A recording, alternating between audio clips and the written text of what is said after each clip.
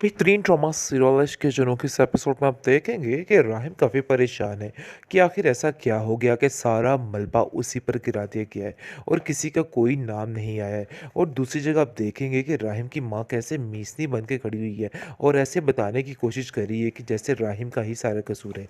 लेकिन राहिम भी अब खामोश रहने वाला नहीं, अपनी माँ से कहता है कि आप लोगों ने जो मिलकर सब कुछ किया है मुझे सब कुछ इल्म हो चुका है, लेकिन मज़ीद अब इस तरह की बातें नहीं सुनी जाएंगी और ना ही बर्दाश्त की जाएंगी। मैं आपकी सारी पोलें सबके सामने खोल के रख दूँगा और फिर लोगों को बताऊँगा कि ये सब कुछ आपने किया है। आपकी वजह से मेरे कितने रिश्ते मुझसे दूर हो गए हैं और मुझे बहुत ज़्यादा अफ़सोस है इस चीज़ पर कि आखिर आप ऐसा कैसे कर सकती हैं। जिस पर आप देखेंगे कि वो कहती है कि जाओ तुमने जो करना है कर लो। यानी कि आफ़िया बहुत ही ये ढीठ किस्म की औरत है और वो कहती है कि जाओ, मुझे किसी बात का कोई भी गर्ज़ नहीं है और ना ही मैं किसी बात से डरती हूँ, इसलिए बेहतर यही है कि मुझे धमकाने की कोई भी ज़रूरत नहीं है। लेकिन आप देखेंगे कि राहिम का जो बाप है वो इस बात को जान चुका है कि ये लड़का कुछ ना कुछ करके रहेगा और इसके अलावा अगर ये बात शेरोज़ पे आ जाती है तो काफ़ी ज़्यादा बदनामी मज़ीद हो जाएगी। जिस पर वो कहता है कि आखिर किस तरह की बातें कर रहे हो? देखो, हर सबूत, हर बयान तुम्हारे खिलाफ है। शायद तुम ये बात भूल रहे हो। खुद एमन ने ये बात बार-बार की है कि तुम्हारा ही नाम लिया है। जिस पर आप देखेंगे वो कहता है मुझे कुछ भी नहीं पता कि उस पर किस किस्म का दबाव डाला गया है या क्या किया गया है। लेकिन बात ये है कि हकीकत ज़रूर सामने आएगी और सब कुछ जैसे ही खुल के सामने आएगा तो आपका बेटा सबसे पहले जेल में होगा। आपको ये बात अपने दिमाग में बिठा लेनी चाहिए, क्योंकि आप भी जानते हैं कि कौन ये हरकत कर सकता है और कौन नहीं कर सकता। जिस पर आप देखेंगे कि रहीम का बाप खामोश हो जाता है, क्योंकि वो जानता है बड़े अच्छे तरीके से कि मामला काफ़ी गड़बड़ है और अंदर दाल में कुछ ना कुछ काला ज़रूर है, जिसकी वजह से ये सब कुछ हो रहा है। और दूसरी तरफ राहिम पर कहीं न कहीं उसको यकीन भी है। काफ़ी ज़्यादा संगल हो चुकी हैं और मुझे इस चीज़ का अंदाज़ा हो गया है, लेकिन मैं क्या करूँ? मेरी भी मजबूरी है। वो राहिम के पास आकर उसको समझाने की कोशिश करती है और कहती है कि देखो राहिम, इन सब बातों में मेरी भी मजबूरी है। तुम नहीं जानते कि मैं कितनी मजबूर होके ये सब कुछ कर रही हूँ। जिस पर वो कहता है कि आखिर ऐसी कैसी मजबूरी? कैसे आप ऐसे कर सकती हैं? मुझे तो यकीन ही नहीं आ रहा है कि आप ऐसा कैसे कर सकती हैं? जिस पर वो कहती है कि तुम नहीं जानते हो कि मुझे शेरोज़ की वजह से क्या-क्या प्रॉब्लम्स क्रिएट करनी पड़ जाती, यानी कि झेलनी पड़ती हैं, जिसकी वजह से मैं काफ़ी परेशान रहती हूँ। दूसरी तरफ आप देखेंगे कि बार-बार राहिम का बाप यही बात कर रहा है कि मुझे यकीन नहीं आ रहा कि राहिम ऐसा कर सकता है, क्योंकि मुझे उस पर पूरा-पूरा यकीन है। वो कुछ भी गलत नहीं कर सकता। जो कुछ भी हुआ है ये एक सरासर गेम है। कहीं न कहीं उसका शक अपने बेटे की तरफ जा रहा है और सोच रहा है कहीं ऐसा तो नहीं कि वाक़ई में वही गुनहगार हो, क्योंकि मुझे आज तक राहिम में कोई भी गलती नज़र नहीं आई। आखिर मैं कैसे उसको बुरा-भला कह दूँ? मुझे इस बात का पूरा-पूरा यकीन है कि वो कुछ भी गलत नहीं करेगा। जिस पर उसकी माँ कहती है, तो इसका मतलब है कि आप शेहरोज़ का नाम लेना चाह रहे हैं, जिसकी वजह से बार-बार राहिम की बातों को छुपाने की कोशिश कर रहे हैं, ताकि राहिम की सारी बातें ढकी-छुपी रह जाएँ। इस पर वो कहता है कि नहीं, मैं ये नहीं कहना चाह रहा, बल्कि मैं ये कहना चाह रहा हूँ कि बात ये है कि असल बात जो है, मैं ये चाहता हूँ कि राहिम को भी कुछ ना हो, क्योंकि राहिम की ये बेइज़्ज़ती मैं बर्दाश्त नहीं कर सकता। सारे ज़माने में रुसवा हो रहा है मेरा बेटा, तुम इन बातों को नहीं समझ रही हो। काश तुम इन बातों को समझ जाती तो तुम्हें भी समझ आती, लेकिन तुम सिर्फ़ और सिर्फ़ अपने बेटे के बारे में सोच रही हो, इसके अलावा तुम्हारा और कोई भी मकसद नहीं है।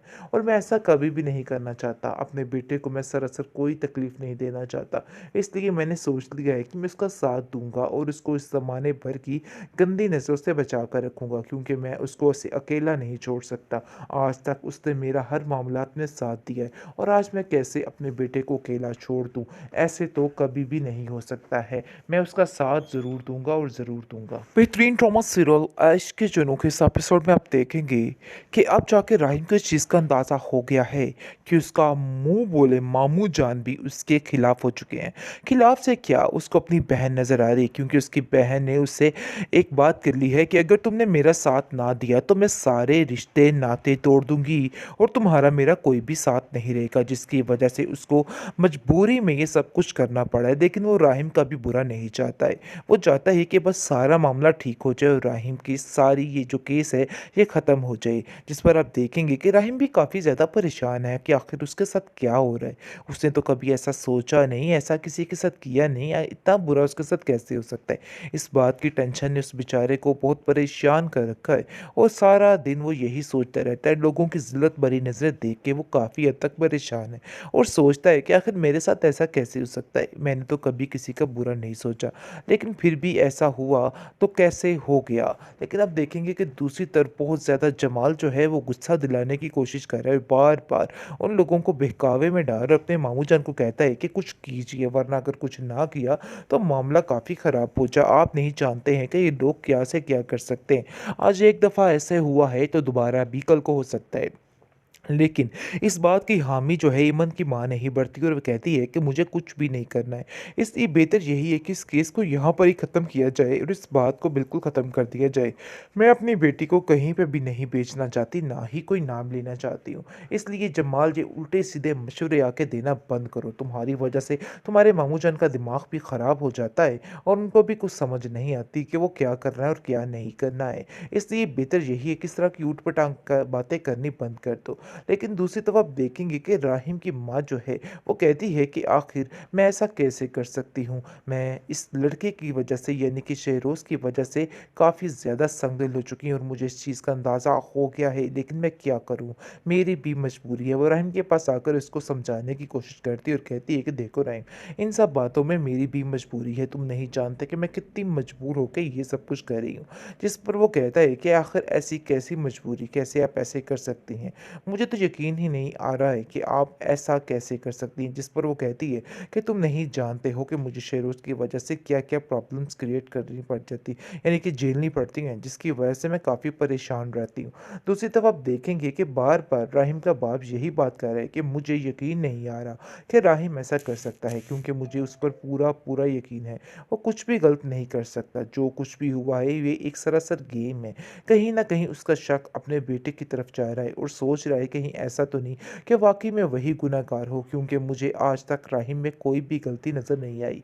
आखिर मैं कैसे उसको बुरा-भला कह दूँ? मुझे इस बात का पूरा-पूरा यकीन है कि वो कुछ भी गलत नहीं करेगा। जिस पर उसकी माँ कहती है तो इसका मतलब है कि आप शहरोज़ का नाम लेना चाह रहे हैं, जिसकी वजह से बार-बार राहिम की बातों को छुपाने की कोशिश कर रहे हैं ताकि राहिम की सारी बातें ढकी-छुपी रह जाएँ।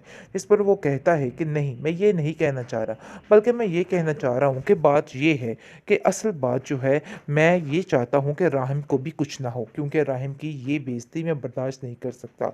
सारे ज़माने में रुसवा हो रहा है मेरा बेटा, तुम इन बातों को नहीं समझ रही हो। काश तुम इन बातों को समझ जाती तो तुम्हें भी समझ आती, लेकिन तुम सिर्फ़ और सिर्फ़ अपने बेटे के बारे में सोच रही हो, इसके अलावा तुम्हारा और कोई भी मकसद नहीं है। और मैं ऐसा कभी भी नहीं करना चाहता। अपने बेटे को मैं सरासर कोई तकलीफ़ नहीं देना चाहता। इसलिए मैंने सोच लिया है कि मैं उसका साथ दूँगा और उसको इस ज़माने भर की गंदी नज़रों से बचा कर रखूँगा, क्योंकि मैं उसको ऐसे अकेला नहीं छोड़ सकता। आज तक उसने मेरा हर मामलात में साथ दिया है और आज मैं कैसे अपने बेटे को अकेला छोड़ दूँ? ऐसे तो कभी भी नहीं हो सकता है। मैं उसका साथ ज़रूर दूँगा और ज़रूर दूँगा।